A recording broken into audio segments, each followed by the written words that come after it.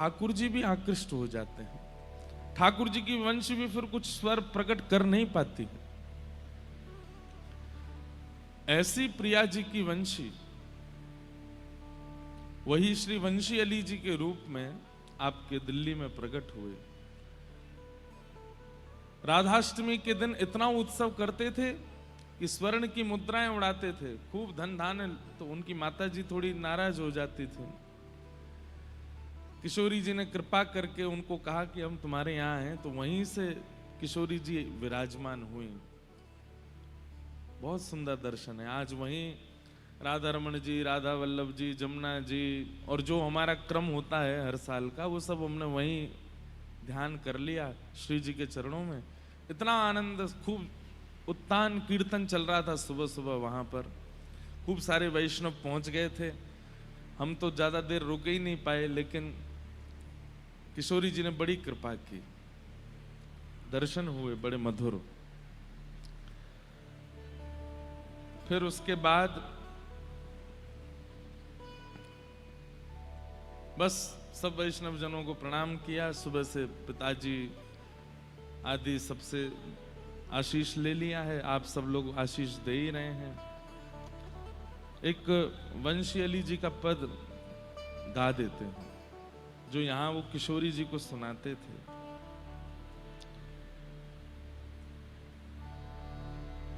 आप सब भी जो नहीं गए हों कभी, जरूर प्रयास कीजिएगा। एक बार वहां जाकर के श्री लाडली जी का दर्शन जरूर कीजिएगा। कहते हैं कि श्री वंशी अली जी एक बार अपनी माता जी से लड़ लिए, क्योंकि उनको अच्छा नहीं लगता था उनकी माता जी को कि इतना उत्सव क्यों मनाते हो, और उत्सव मनाओ अच्छा है, उत्सव में इतना धन धान्य क्यों लुटाते हो। तो श्री वंशी अली जी कहते थे कि श्री किशोरी जी का सब कुछ है, तो किशोरी जी के लिए ही व्यय होगा। और इस भाव से वे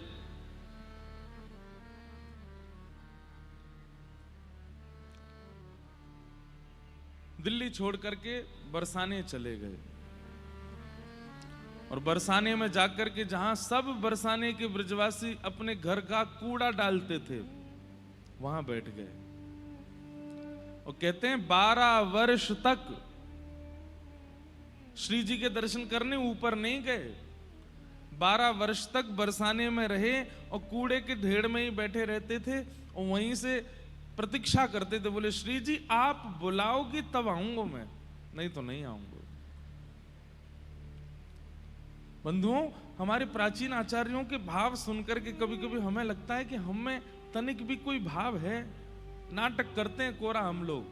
आप लोगों को ही नहीं सुना रहा हूं, मैं अपनी भी कह रहा हूं। हम लोगों को कुछ नहीं आता है। ऐसी ऐसी ऐसी स्थिति हमारी कभी बनी ठाकुर जी को प्राप्त करने की? कभी नहीं बनी। पहुंच गए बरसाने और बस प्रतीक्षा कर रहे हैं, हे लाडली जू, हे किशोरी जू, जब आप बुलाओगी तब आऊंगा दर्शन करवे। 12 साल तक नहीं गए। ब्रजवासी सब कहते बाबा तुम कहीं और बैठ जाया करो, हे वंशी अली जी कहीं और विराज जाया करो, यहां कूड़े में काहे को बैठो। तो कहते अरे मेरो कितना बड़ा सौभाग्य, दुनिया के बड़े बड़े वैष्णव तो ब्रज की रज लेवे के काजे दुनिया भर में घूमे, ब्रजमंडल में घूमे। मैं कितना सौभाग्यशाली, एक जगह ही बैठ जाऊं, यहीं ब्रजवासी अपनी रज भी दे जाएं, अपने मधुकरी भी दे जाएं, अपने कण भी सब यहीं दे जाएं, मुंह कहीं जानो ही ना पड़े। भैया ब्रज में दक्षिणा रुपया नहीं है, ब्रज में दक्षिणा मान सम्मान नहीं है। सम्मानम कलयाति घोर गरलम नीचपमानम सुधा। ब्रज की संपत्ति तो रज है, ब्रज की संपत्ति तो ब्रजवासियों के घर की मधुकरी है, ब्रज की संपत्ति तो ब्रजवासियों की गारी है। ब्रज में संपत्ति धन नहीं है, ऐश्वर्य नहीं है, मान प्रतिष्ठा नहीं है, यश नहीं है।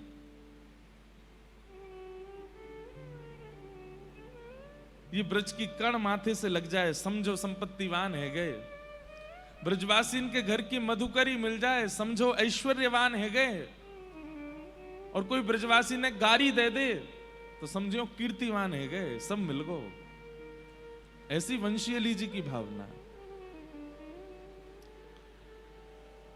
थोड़ा गंभीर पद है, आप सब लोग गाना मेरे साथ।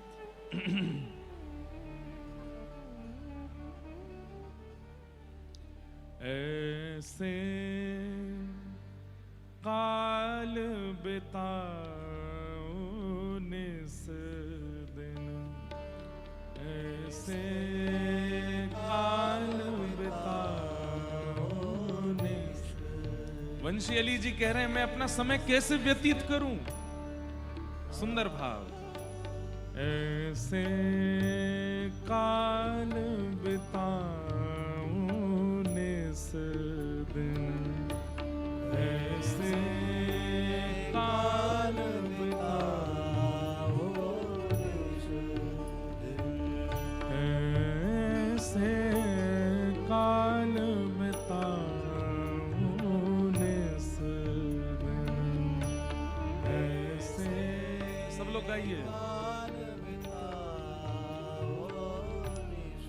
भोर साँझ लो, साँझ भोर लो, भोर साँझ लो।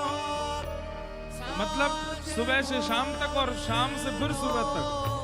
इसका अर्थ है सुबह से रात तक और रात से फिर सुबह तक। भोर साँझ लो, साँझ भोर लो, भोर साँझ लो, साँझ भोर लो। क्या करूं? लाढ़ लड़ाऊं दोई जन, लाढ़ लड़ाऊं दोई। केवल प्रिया प्रियतम को लाड़ लड़ाऊं। सुबह भोर से लेके रात्रि तक और फिर रात्रि से फिर सुबह तक और फिर सुबह से फिर रात्रि तक, फिर रात्रि से सुबह तक। कुछ और ना करूं, लाड़ लड़ाऊं दो जन। प्रिया प्रियतम को लाड़ लड़ाऊं, लाड़ लड़ाऊं दो जन, लाड़ लड़ाऊं ऐसे काल बिताऊं निस दिन, ऐसे काल बिताऊं निस दिन, ऐसे काल बिताऊं निस दिन, ऐसे काल बिताऊं। छिन विक्षेप न होई टहल में, छिन विक्षेप न होई। देखिए, एक हमारी बात सुनिए। आप लोगों का एक होमवर्क है। अब आप लोग कथाएं सुनते रहते हैं तो इन पदों के अर्थ समझा कीजिए। आचार्य चरण क्या बोल रहे हैं? अपने आप इसका जितना हो सकता है हम बताते हैं, हम तो पूरा ही बता देते हैं, लेकिन फिर भी आप अपनी तरफ से पूर्ण प्रयास किया कीजिए कि शब्द क्या बोल रहे हैं। केवल समय बिताने के लिए कथा में आते हैं तो कोई बात नहीं है, लेकिन निश्चित भावना है चित्त में प्रिया प्रियतम के दर्शन की, तो इन आचार्य वाणियों को बहुत ध्यान से सुना कीजिए, दोहराया कीजिए, याद किया कीजिए और इनकी भावनाएं समझा कीजिए। क्या कहते हैं? छिन विक्षेप न होई टहल में, छिन विक्षेप न होई टहल में। एक क्षण का भी विक्षेप ना आवे मेरी सेवा में, टहल में, किशोरी जी की सेवा में। टहल क्यों कहते हैं? कभी उठ के जाते हैं, रसोई से कुछ सामग्री लेकर के आते हैं, फिर कोई श्रृंगार करने लगते हैं, फिर कोई सजावट करने लगते हैं, फिर कुछ श्रृंगार धराने देते हैं, फिर कुछ वस्तु ले आते हैं। मतलब रुके ना, चलते रहें, टहलते रहें सेवा में, उसको कहते हैं। छिन विक्षेप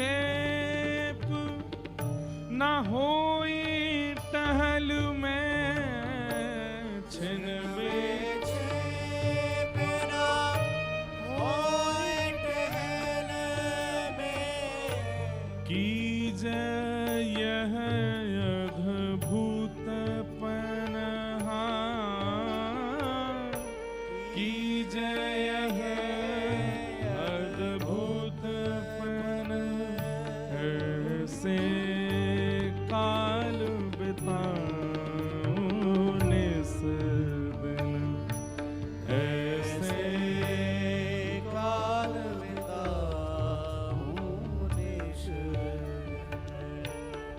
हो सब रस को रस सार बिहारी, सब रस को रस सार बिहारी, हे सब रस को रस सार बिहारी, सब रस को रस सार बिहारी, सोचिन्हो हम रसिक जन,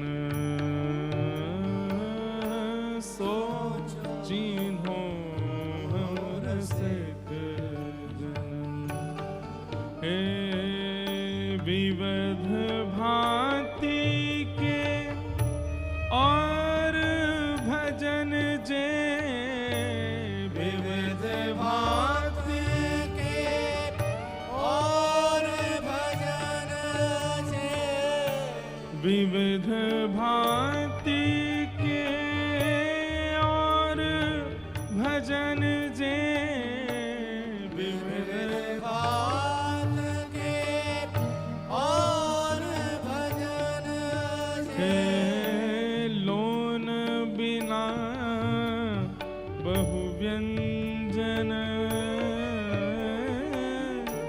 लोन बिना बहु व्यंजन, ऐसे काल बिताने से दिन, ऐसे काल बिताऊं।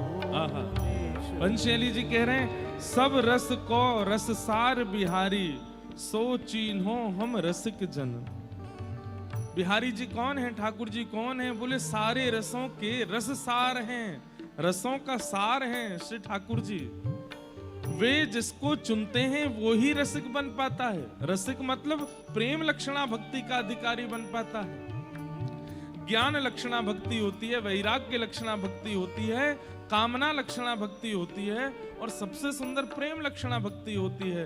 और जो प्रेम लक्षणा भक्ति में प्रवेश कर जाते हैं वही रसिक कहलाते हैं। और रसिकों को, ज्ञानी भक्त को, वैरागी भक्त को, आदि आदि भक्तों को, उनको कोई और चुन लेता होगा, पर प्रेम लक्षणा भक्ति पर चलने वाला तो ठाकुर जी के द्वारा ही चुना जाता है।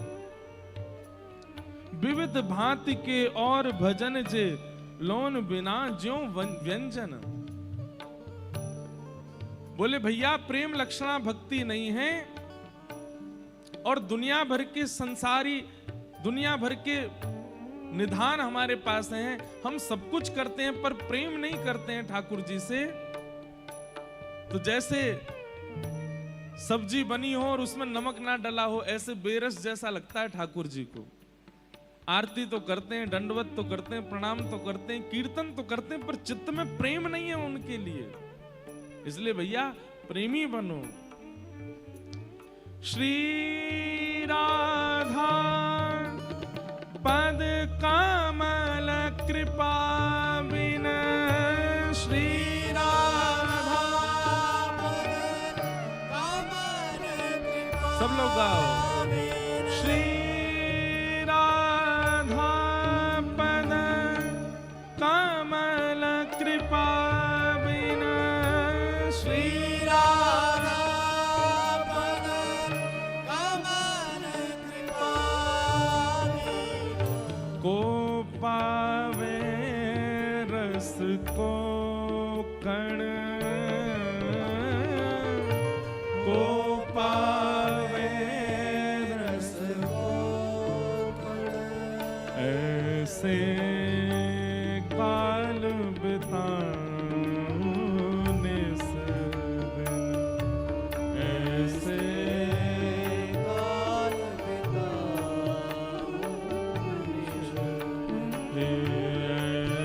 ऐसे काल बिताने से दिन, ऐसे काल बिताने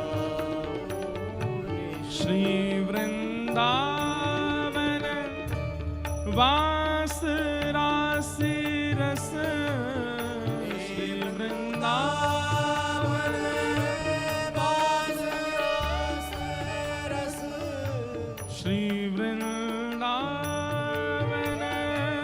वास रास रस श्री वृंदावन वास रास रस ओ समय प्रबंध प्रवरम धन समय प्रबंध हे अलबेली श्री वंशी अली बली अलबेली श्री वंशी अली हे अलबेली श्री वंशी अली बली अलबेली श्री वंशी अली बनी ओ यह मानो मेरे मन यह मानो ऐसे काल बिताने ऐसे काल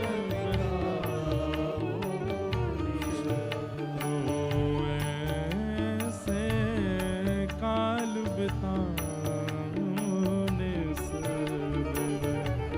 ऐसे काल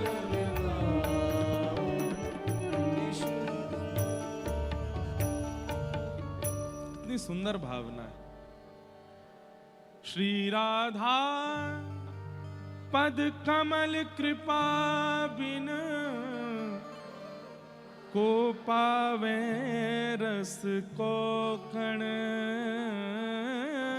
को पावे रस आप लोग गा रहे थे, गाइए। श्री राधा पद कमल कृपा बिन श्री राधा पद कमल कृपा बिनु को पावे रस को कण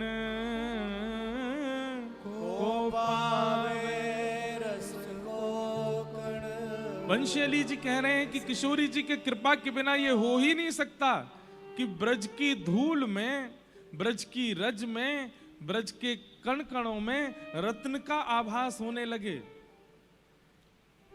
समझ रहे हैं बात को? श्री वंशी अली जी जब दिल्ली से चले गए बरसाने, और जब वहां बरसाने में कूड़े के ढेर में ही बैठ जाते, तो जब ब्रजवासी जन अपने अपने घर की सफाई करके और पूरे सब कूड़े लेकर के वहां डालवे जाते, तो वंशी अली जी देख करके आनंदित हो जाते, नेत्रों में अश्रुपात होने लगता। आहा आहा, श्री जी ने कैसी कृपा करी, आज कितने माला माल कर रही है, देखो वाह घरते भी आयो है, या घरते भी आयो है। अब ब्रजवासियों को संकोच होता था, बोले बाबा तुम अपना स्थान बदल लो, नहीं तो हम कूड़ो कहीं और डालेंगे। तो वंशी अली जी रोने लगते, चरणों में पड़ जाते, बोले मैं आपसे प्रार्थना करूं ऐसा मत करियो, आप मुझ को बस यही आनंदित कर दो कि आप अपने घरन को जितनो कूड़ो है, जितनो रज है, साफ सफाई करके सब यहीं डाल के जाओ, मैं कहीं नहीं जाऊंगा, मुझ को सब यहीं मिल जाएगा। भैया ये रज में इतनी निष्ठा किशोरी जी की कृपा बनी हो सकती, ब्रजवासी के घर के कूड़ेन में इतनी निष्ठा श्री लाडली जी की कृपा के बिना ना हो सके। 12 वर्ष तक वहीं रहे, और 12 वर्ष जैसे ही पूर्ण हुए, नित्य पुकारते हैं श्री जी को कि हे लाडली जी आप बुलाओगी तो आऊंगा, नहीं तो नहीं आऊंगा। 12 वर्ष बाद एक दिन भोर का समय है, और सुबह सुबह थोड़े थोड़े सूर्य उदय हुए, थोड़ा थोड़ा अंधेरा है, और तभी एक सुंदर मधुर स्वर ने कानों में आकर के कुछ कहा है, जिससे रोम रोम पुलकित हो गया। और क्या शब्द था? अरे वंशी तू मोते मिलवे ना आवेगी, मैं तेरी प्रतीक्षा कर रही हूं, तू मोते कब मिलेगी? ये स्वर सुनते ही सारा शरीर कंपायमान होने लगा, नेत्रों से अश्रुपात होने लगे। और जैसे ही ऊपर की ओर देखा तो अटारी पर श्री किशोरी जी खड़ी हैं और श्री वंशी अली जी को बुला रही हैं, आ जाओ।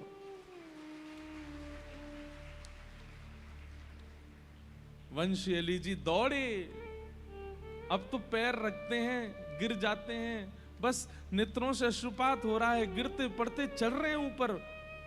मेरी लाडली जी बुला रही है, मेरी स्वामिनी जी बुला रही है मुझको। 12 वर्ष बाद पहली बार चढ़े हैं ब्रह्माचल पर्वत पर आज। जैसे ही पहुंचे आवेश आ गया। श्री मंदिर में पहुंचते ही किशोरी जी के गर्भगृह की ओर इतने वेग से दौड़े कि बस भीतर प्रविष्ट करके किशोरी जी में ही विलीन हो जाएंगे।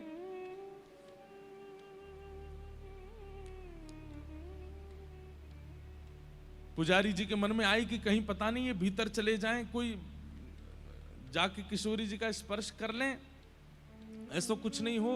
उन्होंने रोकने का प्रयास किया। जैसे ही रोक करके नीचे फर्श पर गिरा दिया उनको। अरे इतने वेग से किशोरी जी के गर्भगृह में नहीं जा सकते, अपरस की सेवा है। लाडली जू लाडली जू लाडली जू कह करके रुदन करने लगे। और तभी वंशी अली जी के रूप में साक्षात एक वंशी अली, वंशी सखी प्रकट हो गई और पुजारी जी को अनुभव करा दिया कि अरे पुजारी जी ये कोई सामान्य नहीं है, ये मेरी सखी है, सहचरी है, या को आन दो। और किशोरी जी ने उनको स्वीकार किया। ऐसी श्री वंशी अली जी की लाडली जी दिल्ली में विराज रही है। उनके आज दर्शन करने के लिए गए। ऐसो काल बिताऊं निस दिन, ऐसो काल बिताऊं निस दिन। अद्भुत है ये रसिकन की वाणी, ये रसिकन के भाव।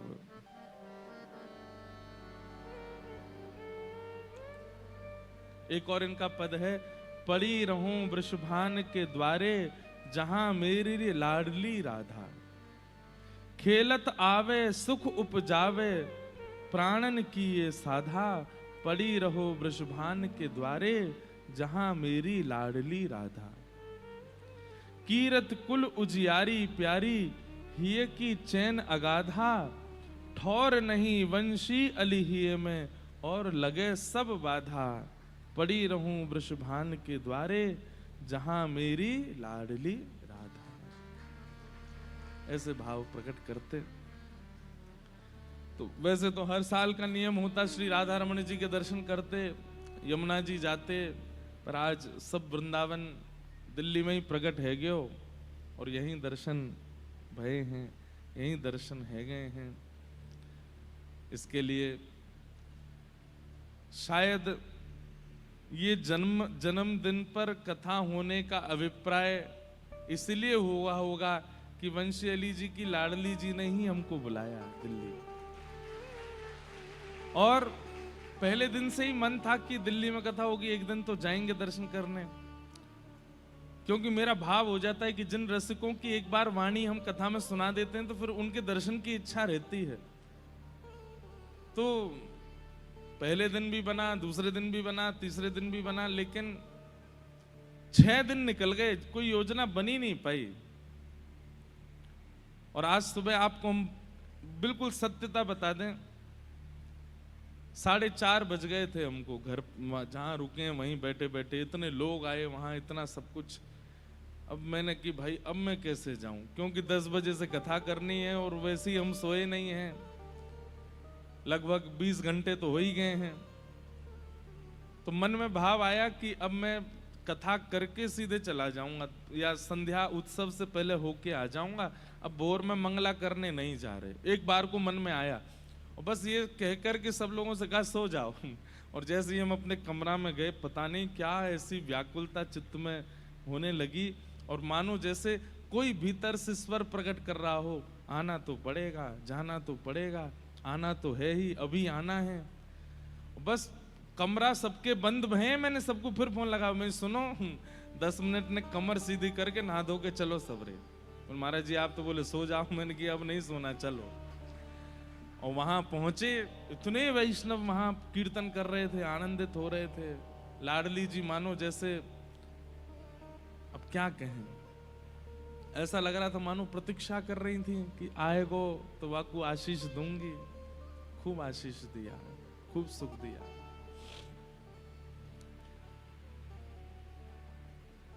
दिल्ली से नेक प्रेम तो हतो ही, लेकिन आज और ज्यादा है गयो लाडली जी के दर्शन करके। ऐसे श्री लाडली जी को बारंबार प्रणाम करें। अब आज कथा का क्रम हम पूर्ण कर देते हैं। ठाकुर जी ने रास विहार किया।